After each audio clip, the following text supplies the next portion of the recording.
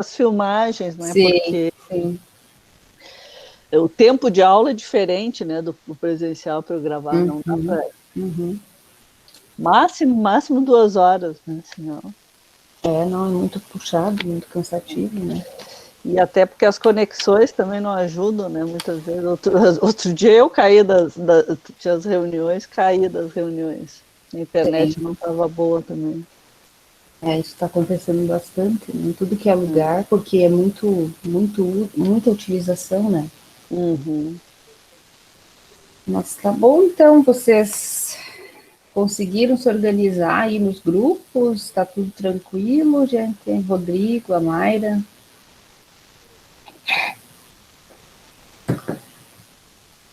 A gente está disponível também, além daqui, né, desse espaço que nós temos, o Whats, né, e tem o próprio Moodle, que se vocês tiverem alguma dúvida, e o e-mail, vocês perguntem, tá, pessoal? Porque isso é bem importante para a gente ter um processo bem eficiente, vamos dizer assim, de aprendizagem nas condições que nós temos hoje. Então, tanto a Gabriela quanto eu estamos aí para responder as dúvidas e orientar, né, também vocês nos trabalhos, tá? Nos grupos, eu não sei se vocês estão conseguindo fazer assim, façam reuniões no Meet Google também, né? Combinem e façam o trabalho em grupo mesmo, que aí todo mundo vai aproveitar mais e vai aprender melhor. Então, a proposição dos trabalhos foram questionamentos assim para vocês refletirem, né? Reflexionarem sobre a teoria e nos darem uma resposta da prática, que todas as questões vocês podem ver que são, assim, questões práticas, né? E a aula de hoje, então, nós vamos trabalhar a questão das fermentações, e eu vou falar um pouco das rotas fermentativas, mas bem resumidamente, vou focar mais nos processos fermentativos, que é onde depois vocês vão aplicar, né, essa teoria aí da fermentação. Além também desta aula, então, que é uma aula mais geral dos processos de fermentação, eu vou disponibilizar para vocês uma aula que é de outra pesquisadora, de uma profissional da área de alimentos que trabalha com a produção de cervejas, tá? Então, que aí é onde o processo de aplicação para quem está mais voltado aí para a área da agronomia, né? Essa aula vocês vão ver agora que ela é bem voltada para tratamento, assim, de efluentes, compostagem, mais na área ambiental. Então, para quem está mais para agronomia, é mais interessante aí o processo fermentativo, né, aplicado aí na fabricação de cerveja, que é um dos produtos que mais se utiliza, tá? Que é o produto mais fabricado no Brasil, né, onde se utiliza o processo fermentativo pela levedura, tá? Então, vamos lá, eu vou começar aqui projetando, e aí nós vamos... Se tiver um barulho aí é porque tem uma criançada jogando bola aqui. Eu vou ficar um pouquinho aqui, porque às vezes tem um pedido de permissão, né? Fica, Aí depois eu fica saio. tranquilo.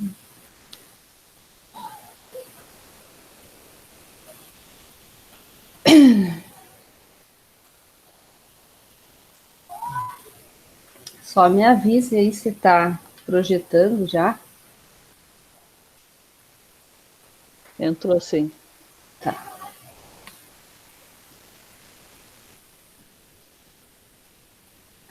Então vamos lá.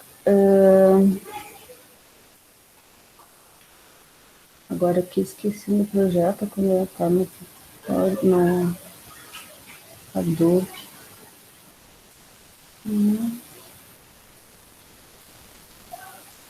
Aqui, modo botão aqui.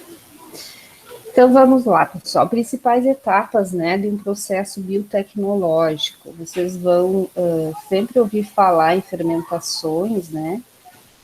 E essas fermentações, elas são sinônimos, né, dos processos biotecnológicos, tá? Então, sempre nós vamos ter o quê? Uma matéria-prima, que vai ser o que será fermentado, né? Isso vai ter que ter o quê? Uma adequabilidade ao processo, vai ter que ter em abundância. E aí, a gente pode fazer um gancho, assim, com o processo de produção da cerveja, onde a matéria-prima é o malte, processo de produção da cachaça, onde a matéria-prima é o caldo, né, retirado da cana-de-açúcar. Para processos aí de tratamento de efluentes, a matéria-prima vai ser o lodo, né, os resíduos que vão ter que ser aí fermentados, então, para limpar, né, e poder depois liberar para a natureza algo que não vá poluir. Né? Então, o princípio é o mesmo, a aplicação é que é diferente. Né? Então, nós temos o quê? Essa parte do processo é chamada de upstream. Né? Essa matéria-prima, então, se faz uma esterilização e se coloca dentro de um bioreator. Nesse bioreator é que efetivamente vai ocorrer o processo fermentativo. Para que ele seja eficiente, nós temos que ter aqui um controle bastante rigoroso, né? Por quê? Porque nós vamos estar trabalhando aí com micro-organismos, com enzimas, né? Que tem uma temperatura ótima de crescimento, que tem uma quantidade ótima, né, de células viáveis para que ocorra o processo de fermentação, um tempo que precisa ser considerado, a presença ou ausência de oxigênio. Então, todos esses são fatores que vão interferir nesse processo de fermentação, tá? Então, aqui, a gente faz uma coisa na indústria, né, de conservar a estirpe industrial, que é o que são as células viáveis, né, as células desses micro-organismos, podem ser bactérias, leveduras, né, que vão fazer o processo de fermentação. Dependendo do tipo de produto que você vai elaborar, vai ser uma bactéria que vai agir, dependendo do produto, vai ser uma levedura, e assim por diante. Então, se faz um rastreio, uma seleção de micro-organismos com essa atividade desejada e se guarda esse fermento, vamos dizer assim, né? Essa seleção e rastreio desses micro-organismos com essa atividade desejada vai também ser utilizado para processo, né, de melhoramento das estirpes, que são que os processos biotecnológicos que ocorrem a nível laboratorial, para depois, então, ser utilizado em escala, né, num processo de fabricação. Esse bioreator, então, é onde tudo acontece. Depois nós vamos ver os tipos aí de bioreatores que existem, né, como que eles funcionam. Desse bioreator vão sair o quê? Um produto, né, que vai ser separado e purificado até chegarmos, então, a um produto final. Essa etapa aqui, então, é considerada downstream. Qual que é a importância, então, do processo de fermentação? A seleção, né, de micro-organismos para esse uso. Então, vai ter que trabalhar com micro-organismos específicos, né, adequados para um ou outro processo. Isso é feito como? Esses micro-organismos são isolados, né, identificados e produzidos, né, para aquela atividade que se quer, qual o produto que vai fazer. Da onde são extraídos esses micro-organismos fermentativos, né? Do meio ambiente. Então, eles estão no solo, estão na água, estão nos alimentos, e aí a gente vai fazer o quê? Vai extraí-los e multiplicá-los, né? E depois utilizá-los para fazer os produtos. Então, um eventual melhoramento de estirpes interessantes, a gente entra na engenharia genética, né? Na mutagênese, que são seleção, então, de mutantes espontâneos ou induzidos. Então, quem que trabalha com isso, né, para melhorar essas estirpes são o pessoal que trabalha com genética, né? Por que que eles vão fazer isso? Para maximizar, né, o rendimento do processo, melhorar características de produtos, criar produtos novos, né? E depois que isso é feito, né, essas estirpes, ou seja, esse conjunto de micro-organismos, eles são conservados, né? E, eventualmente, se criam patentes, então, né, de como fazer esses micro-organismos e como manter eles. É muito parecido agora com o processo que está se fazendo, né, a vacina contra a Covid-19. Então, os testes, né, os estudos todos, né, eles vão o quê? Trabalhar com partes, né? Vocês devem estar acompanhando nos noticiários os estudos com partes do próprio Covid-19, pequenas partes, né, da célula, do vírus, né, é onde eles estão reproduzindo e produzindo anticorpo, né, para vacinar, então, as pessoas. A maioria dos medicamentos e vacinas funciona dessa forma, né? Então, para os processos, as estirpes, então, que são adequadas, né, elas vão fazer parte de coleções de culturas, né, nacionais ou internacionais. E quem que faz isso aqui, esse controle, são essas instituições. Aqui, no caso, então, no Brasil, é a Fiocruz. As técnicas, então, para conservar essas estirpes dependem do quê? De uma transferência periódica, de um congelamento a menos 70 graus. Existe até uma vacina agora que eles estão com uma certa preocupação, né? Porque ela vai ter que ser congelada e mantida a menos 70 graus. E isso é bem difícil, né? Você tem que ter toda uma estrutura de logística, de transporte, de conservação dessas vacinas, e isso, o fato de ter que congelar a menos 70 graus, dificulta um pouco esse processo. Você tem também técnicas de conservação de ultracongelamento, a menos 196 graus, essas estirpes são congeladas, então, com utilização de nitrogênio líquido. Ou o processo, então, para fermentos que são utilizados mais na indústria de alimentos, que são liofilizados, né? A liofilização é um processo que se retira a água dessas leveduras, desses micro-organismos, né? Se congela, faz uma massa, né, de micro-organismo, ela é congelada, e nesse processo de congelamento a baixa pressão, a água evapora, né? E ele fica um pó. Quando esse micro-organismo, essa levedura, novamente é dissolvida em água, ela volta à sua atividade normalmente. Então, é um processo bem interessante e que é o processo onde se faz aí a fabricação, né, do fermento utilizado para fazer o pão, que é a Saccharomyces cerevisiae, que é também o mesmo fermento utilizado para fazer a cerveja, para fazer a cachaça. Então, é a levedura bastante utilizada. Então, essa manutenção de micro-organismos viáveis tem que ser feita no laboratório e também fazer parte de coleções de culturas, né? Então, várias metodologias permitem a manutenção dessas culturas viáveis, não contaminadas e inalteradas, né, durante um tempo longo. Então, aqui nós temos a transferência, né, ou subcultura periódica em rampas ou placas de Petri contendo meio sólido, né? Um jeito de fazer, uma forma de fazer é assim, ou em placa de Petri, que são micro-organismos viáveis, aqui são culturas, né, microbiológicas.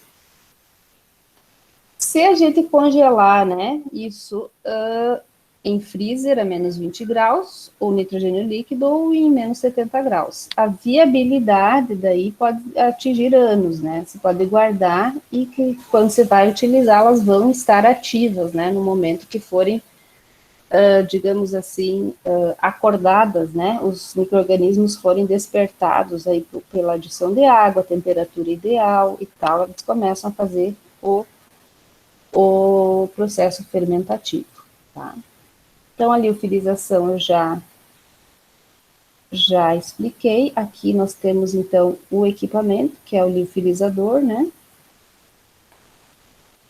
Bioreator, então, é o equipamento onde ocorre o processo fermentativo, né? Desses substratos em produtos, através da ação desses micro-organismos. Então, o processo de fermentação, ele tem 3 etapas básicas.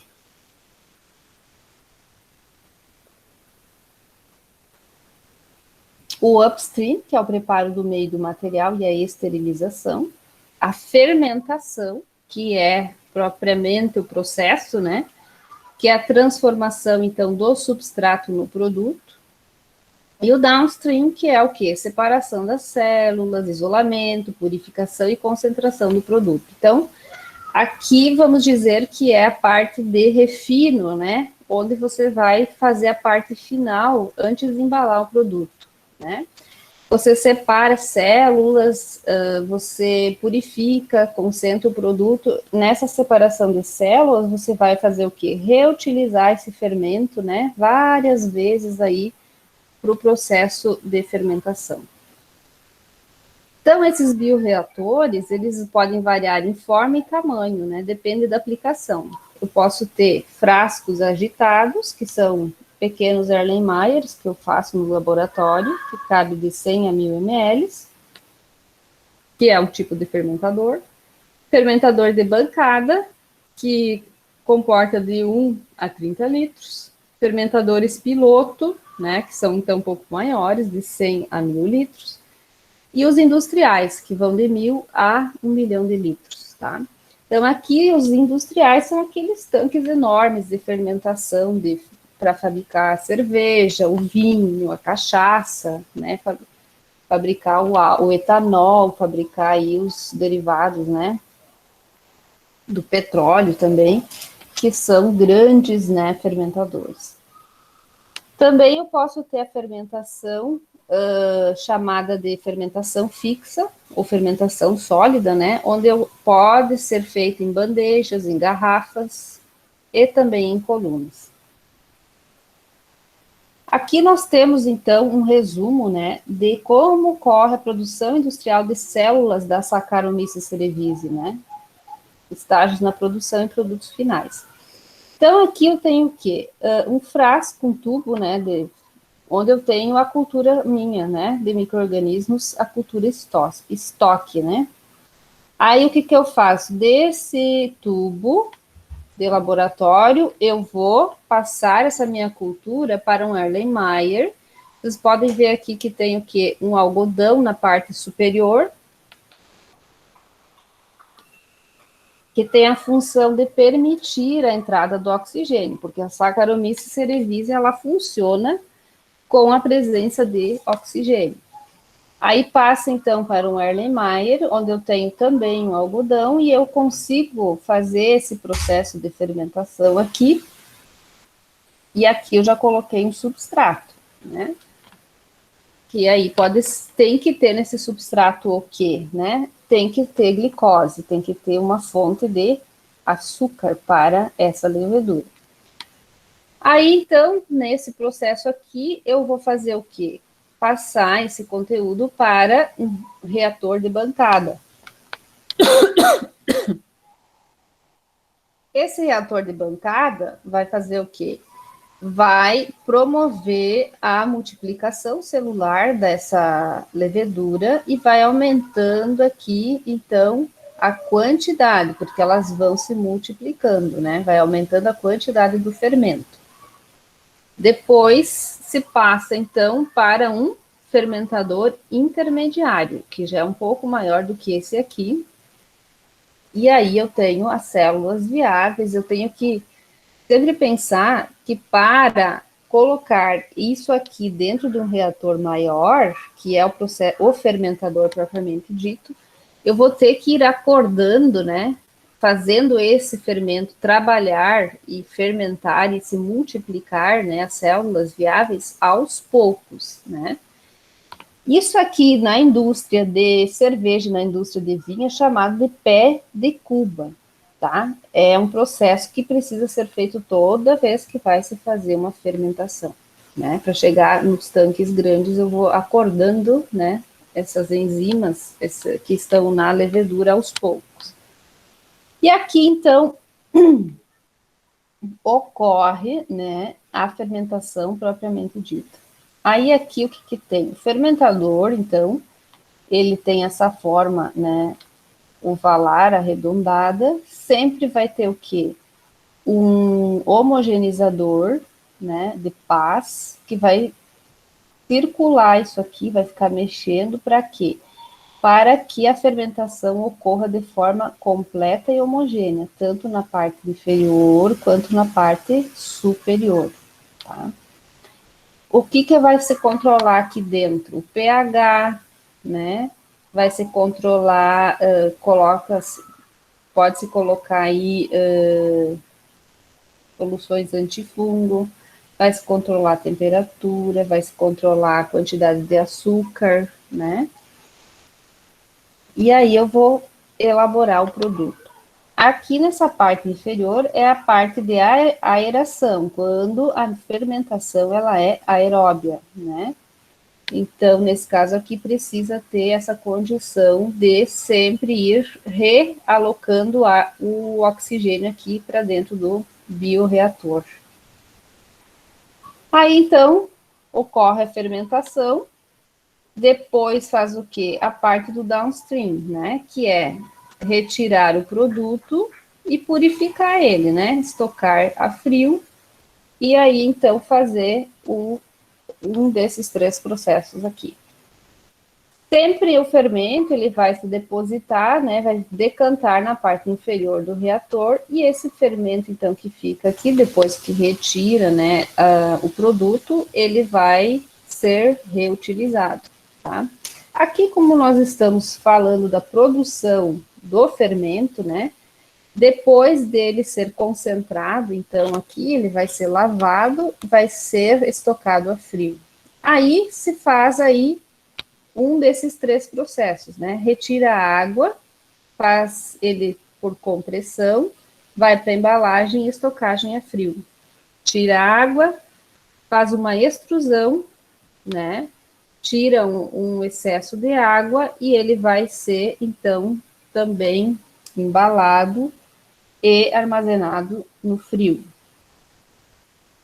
Se o fermento for pasteurizado depois, ele vai ser seco, moído, embalado e estocado daí em temperatura ambiente, tá? Tudo depende que tipo de processo que se vai utilizar aí para finalizar o fermento. Normalmente se encontra fermento como?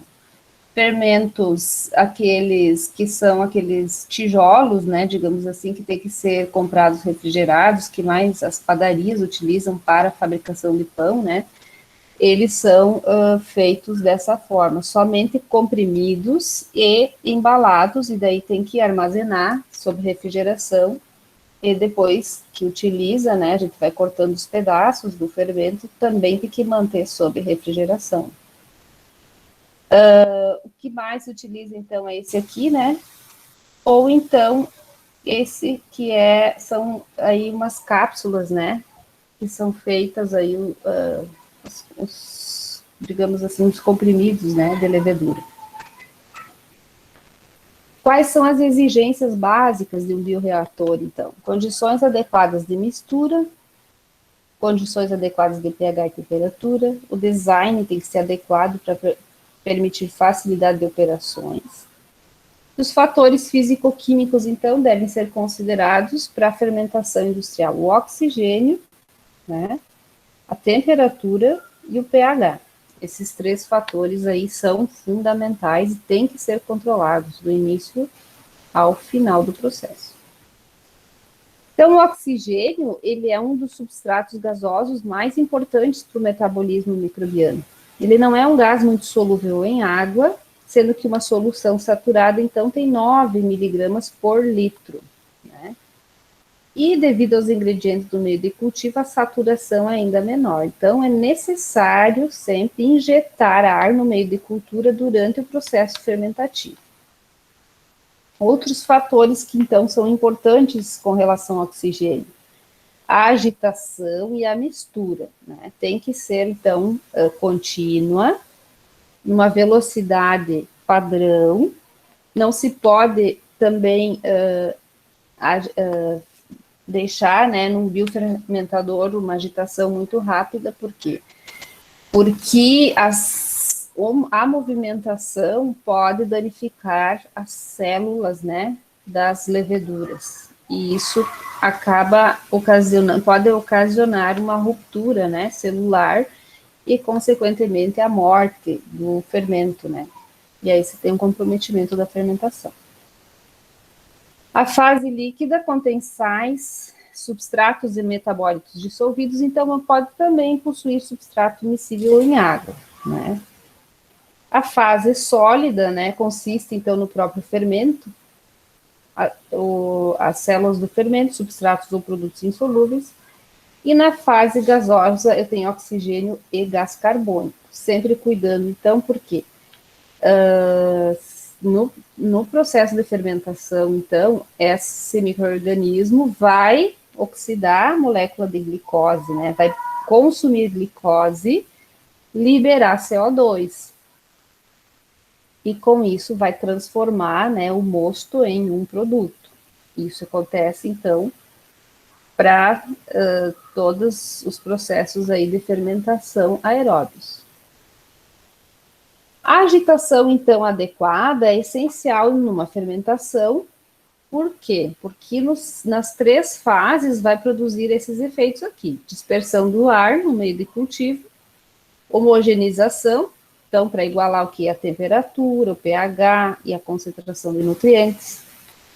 A suspensão dos micro-organismos e dos nutrientes sólidos e a dispersão de líquidos immiscíveis.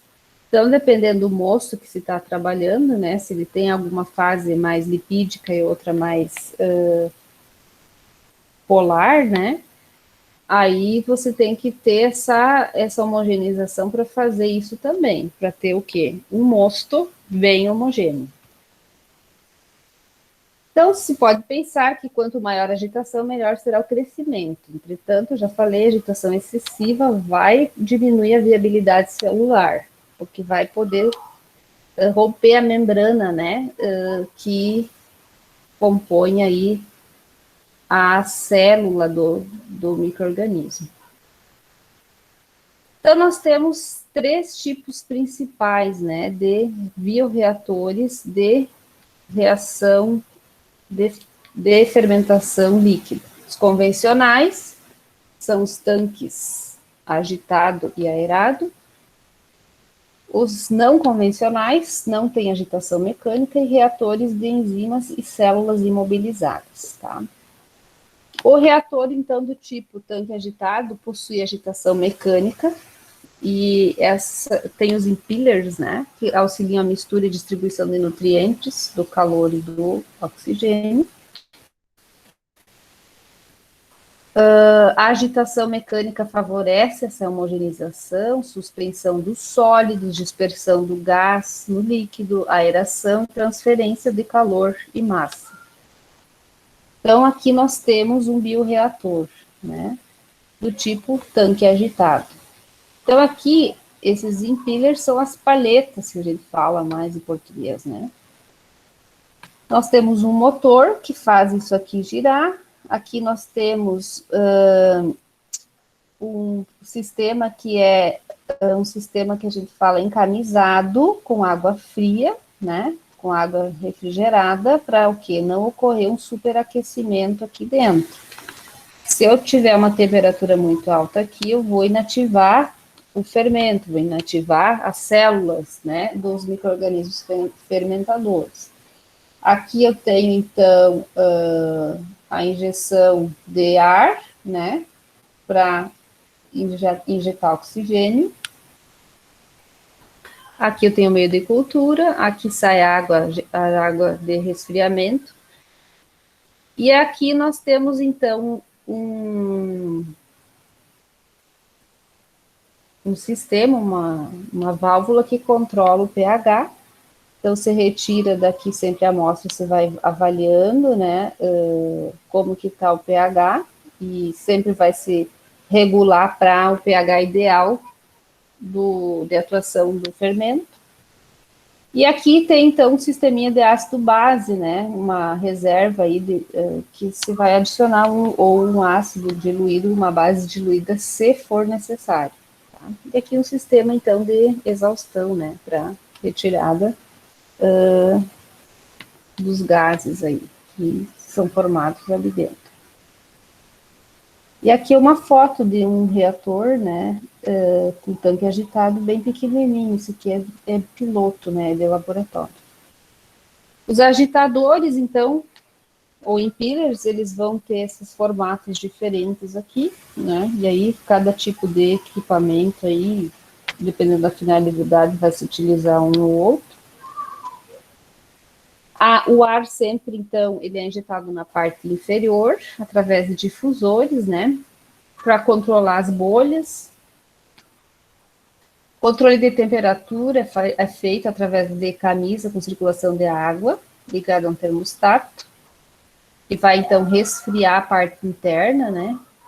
Controladores de pH, oxigênio dissolvido e espuma são realizados por sensores específicos. Existem entradas também na parte superior para adicionar um ácido, uma base, um antiespumante, né? E também para a entrada do meio ou retirada de amostras. Sempre vai ter essa parte superior aqui, ó, né? Então, sempre que tem que fazer para controlar esse processo. A esterilização do reator pode ser feita in situ, no caso de fermentadores industriais, ou pode ser levada a um autoclave, no caso de fermentadores de bancada. In situ é dentro, né, do próprio equipamento. Além de controlar a agitação, a quantidade de oxigênio, pH, a temperatura, também tem que se considerar aí a geometria desse tanque, né, que é bem importante para a transferência de calor e massa, né, e para homogeneização. Esses tanques, eles devem ser confeccionados em aço inoxidável ou vidro, mas em vidro é difícil a gente enxergar em algum lugar ou em algum processo. Então, normalmente, os tanques são em aço inoxidável. Por quê? Porque isso facilita a limpeza, a desinfecção, o controle aí de micro-organismos selvagens, né? Você tem que ter um bioreator que permita, né, essa correta higienização e sanitização. Quais são as principais vantagens, então, do uso do tanque agitado, né? Vai ter o quê? Boa homogeneização, vai ser de fácil operação, vai ser de baixo custo de manutenção, né? As desvantagens, então, pode ser o quê? O cisalhamento, né, que pode prejudicar as células e baixa produtividade em volume, tá? Então, esses são os mais utilizados, né, os reatores convencionais. Os não convencionais, nós temos os bioreatores de bolha, que são também chamados de Bubble Driven Reactors, onde o ar é injetado e disperso, né, com agitação mecânica. E as bolhas, então, formadas, né, são responsáveis pela agitação e a aeração do sistema. E aí nós temos dois tipos, tá? O reator de coluna de bolhas e o reator airlift.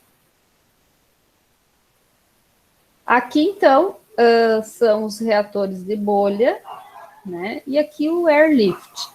O airlift tem dois tipos, né? Eu posso ter ele com um tubo difusor, né? Onde as bolhas ficam dentro do tubo difusor, ou assim, né? Onde as bolhas ficam dispersas. E aqui, então, se faz essa fermentação dessa forma. Onde se utiliza isso? Em fermentações menores, em menor escala, de laboratório, de elaboração aí de medicamentos, né? Então, são mais específicos. O reator, então, de coluna, de bolhas, é geralmente utilizado para culturas muito sensíveis, onde o atrito, né, de você estar homogeneizando, como num reator convencional, vai danificar, né, células de fungos, dos micro-organismos e de células vegetais. Então, aqui é mais uma figura onde mostra, né, os dois tipos, tá? Redução, então, desse aqui, da coalescência, né, das bolhas, ou seja, aqui você vai poder duas bolhas se grudarem aí, né, e você ter uma coalescência grande, que não é bom.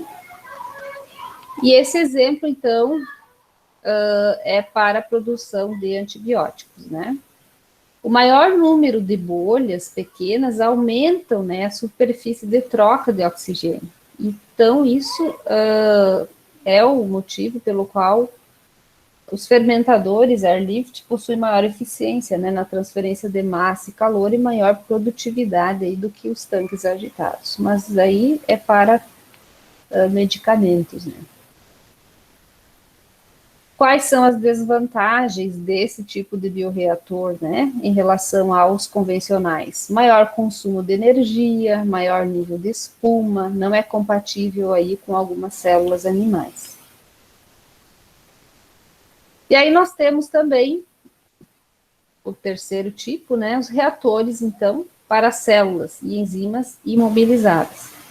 As células, então, ou enzimas, né, são imobilizadas numa partícula sólida, que pode ser um vidro, um plástico, uma fibra de vidro, uma argila porosa, uma madeira, ou partículas gelatinosas, tá?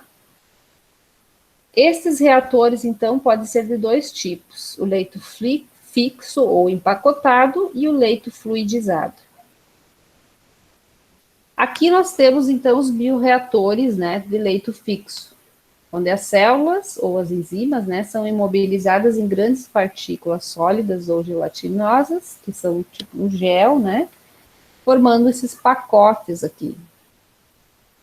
O meio, então, é adicionado ou bombeado através da coluna preenchida, né, e com as partículas onde estão aderidas ou aprisionadas as células, né, que vão converter o substrato em produto. Então, aqui é cheio de células viáveis, aí, de micro-organismos fermentadores. No caso de suportes sólidos, então, as células são aderidas na superfície. Nas partículas de gel, aí, então, as células são aprisionadas dentro dessa rede gelatinosa, né? A matriz de gel, então, ela possui, então, uma maior retenção e maior área, né, efetiva, superficial para imobilização. Que daí aqui, então, fica aquele substrato num tempo maior, né, para fazer a fermentação. Aqui nós temos, então, a aplicação, né, do leito fixo empacotado, vai se utilizar onde? Para tratar resíduos, né, em suportes sólidos, isso é usado para filtros biológicos, né, produção de enzimas, se utiliza suportes gelatinosos e biotransformação de esteroides, que são hormônios, né. E na indústria, então, de alimentos, se utiliza essas células fixas, né, para a produção de vinagre, né. Então, a produção de vinagre, depois que se fez o vinho, né, o que sobra lá do fermento, né, vamos dizer assim, ele é colocado nessa superfície que é sólida, isso aqui são tacos de madeira que são colocados aqui, e aqui é permeado, então, desse fermento das bactérias acéticas, né, que são as acetobacter. Então, aqui, nesses chuveirinhos que vocês estão vendo, se coloca o quê? O que sobrou aí, né, vamos dizer assim, da fabricação do vinho, né? O vinho é gotejado, então, na parte superior, digamos assim, o vinho que não tem uma boa qualidade para ser engarrafado, vamos, né, que não, o processo não foi tão bem conduzido, ele é utilizado para fazer o vinagre. Tá? Então, esse vinho que tem baixa qualidade, ele é gotejado aqui nesses chuveirinhos, vamos dizer assim. Aqui tem um sistema de exaustão, e aqui nós temos o que? As madeiras, né? Que tem a, a bactéria acética grudada na superfície. Isso é fixo, né? E aí, então, esse vinho percorre isso aqui, né? Esse banho, né, de vinho vai passar por aqui e a fermentação ocorre na superfície desses tacos de madeira aqui onde ficam as bactérias acéticas. E aqui embaixo, no final, então, ele vai ser, no percorrer essa superfície fixa, aqui no final ele já é vinagre, né? E aqui ele é coletado, então, e embalado. Isso é um sistema bem simples, né? A fabricação do vinagre.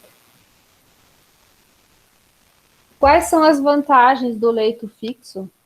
Células imobilizadas, fácil recuperação do produto, utilização de células que não estão crescendo, porque tem, então, uma população constante. Quais são as desvantagens? Deficiência, né, na transferência de oxigênio e nutrientes, entupimento e alterações de fluxo, né, homogeneização prejudicada, com o tempo, perda, lavagem das células aderidas ou aprisionadas. Os bioreatores, então, de leito fluidizado, são outro tipo, né? As células são imobilizadas em pequenas partículas, que ficam, né, em suspensão e se movem com o líquido. Eles podem ser, então, definidos como grandes tubos ocos, né, onde tem essas células, essas partículas que ficam imobilizadas em suspensão.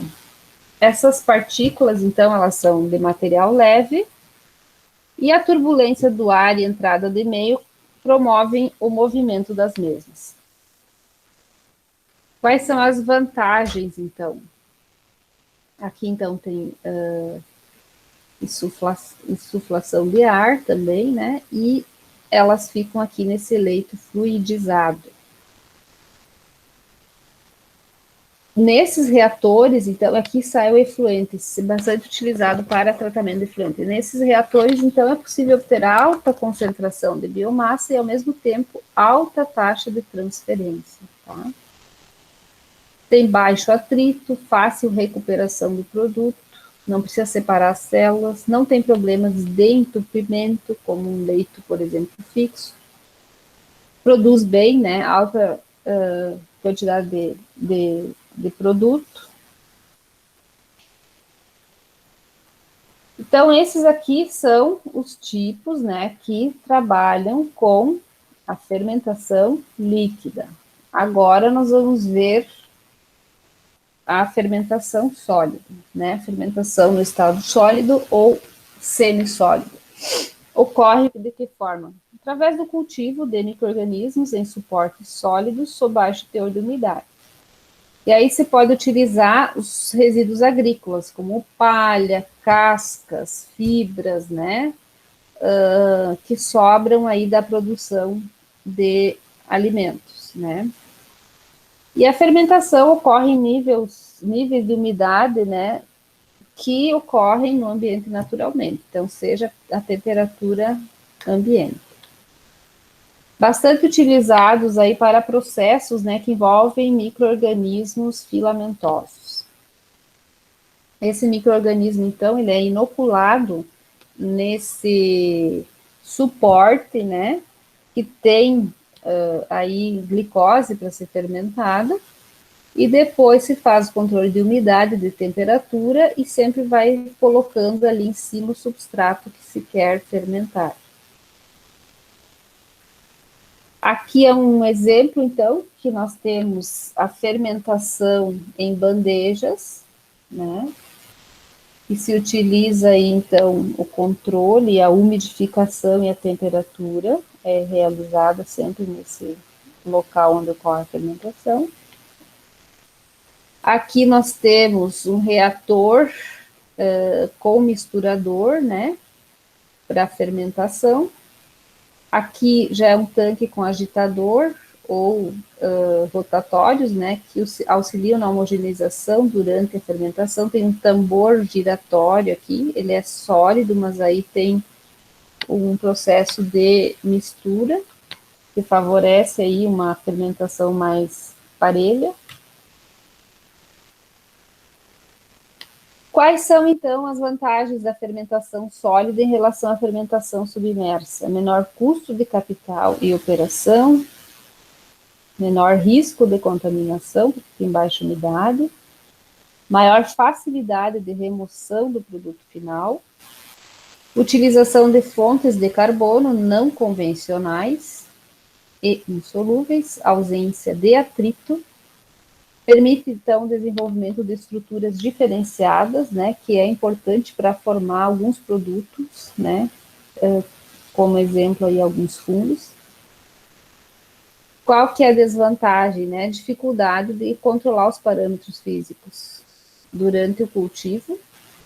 Tem que ter bastante espaço para fazer também esse tipo de fermentação. A natureza, então, heterogênea do meio, né, devido a dificuldades na homogeneização. Esses são os problemas, então.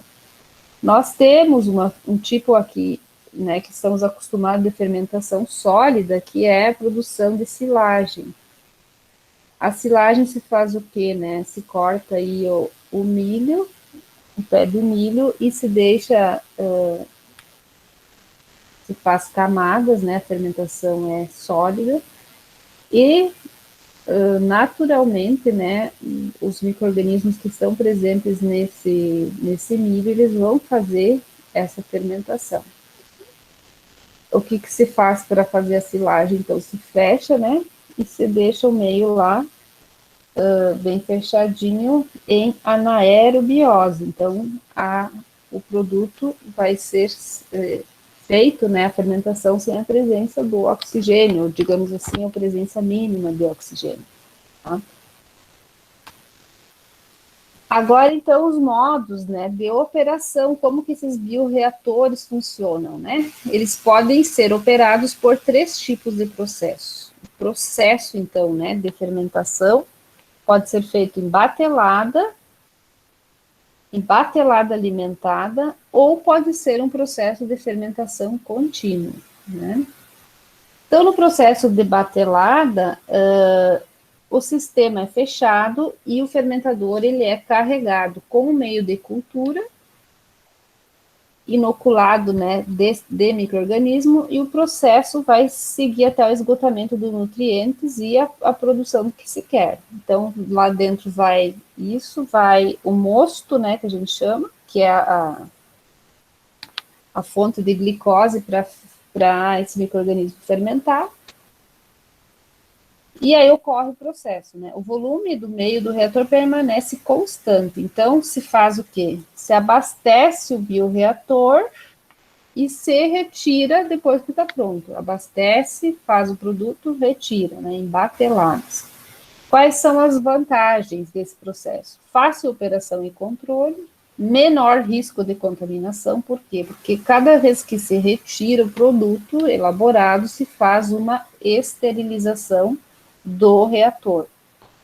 A construção e a instrumentação simples e barata, o processo é adequado para curtos períodos de tempo e ele é bem versátil, né, para a sua utilização. Então, eu posso, por exemplo, fazer um produto, né, um vinho de uva, posso fazer uma cachaça, eu posso utilizar para fazer uma cerveja, né, que são o quê? Produtos que são de origem vegetal e que são similares, né, então vou poder utilizar isso aí. Desvantagem, esgotamento do meio de cultivo, né, depois que eu fermentei e fiz o processo de batelado, normalmente o fermento resultante ele vai ser descartado.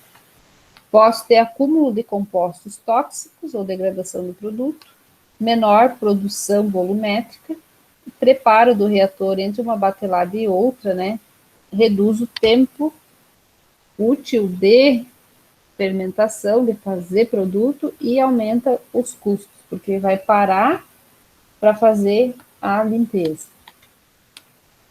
A batelada alimentada já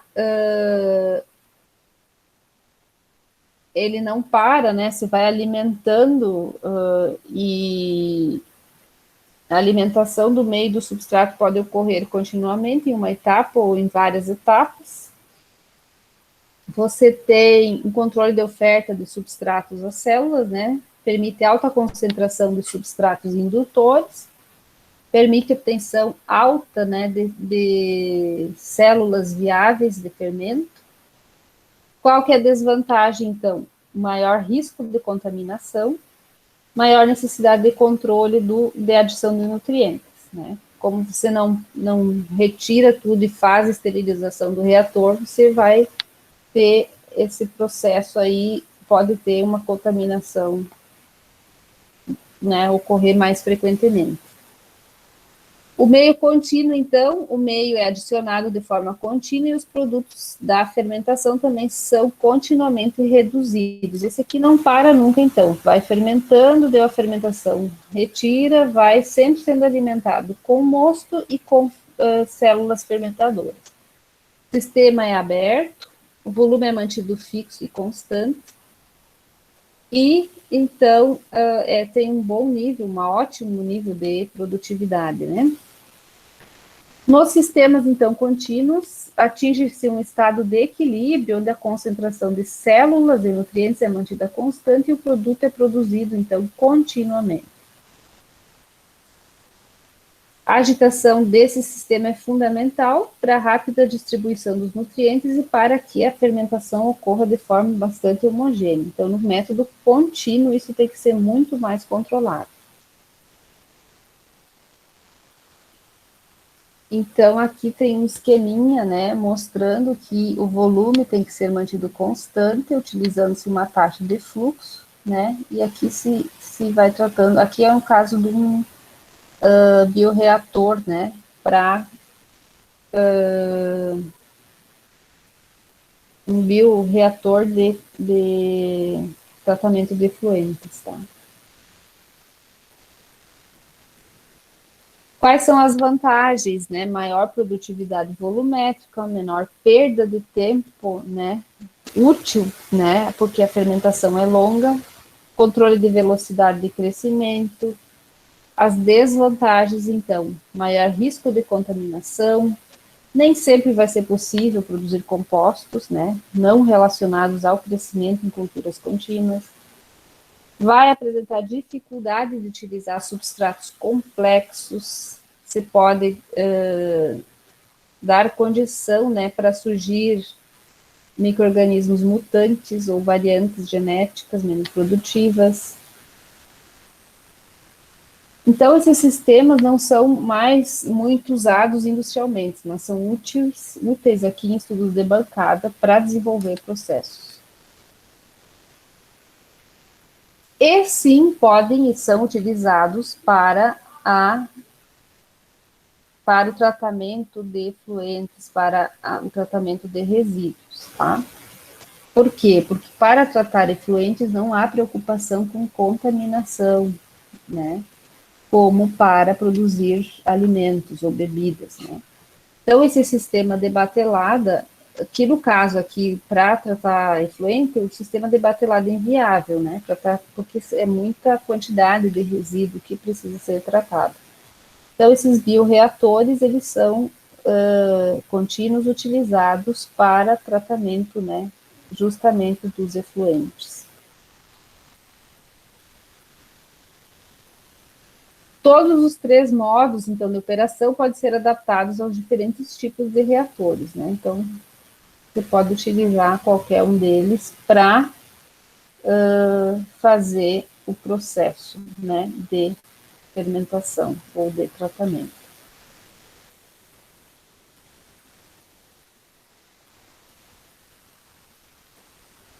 Então, com relação aos tipos de fermentadores, né? E os processos fermentativos aí,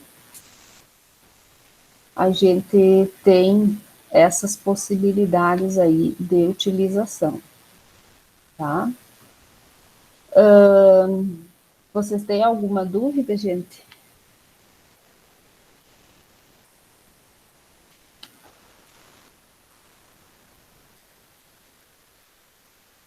Tudo tranquilo, então eu vou parar a gravação agora e aí então eu disponibilizo a aula lá no Moodle para todos vocês.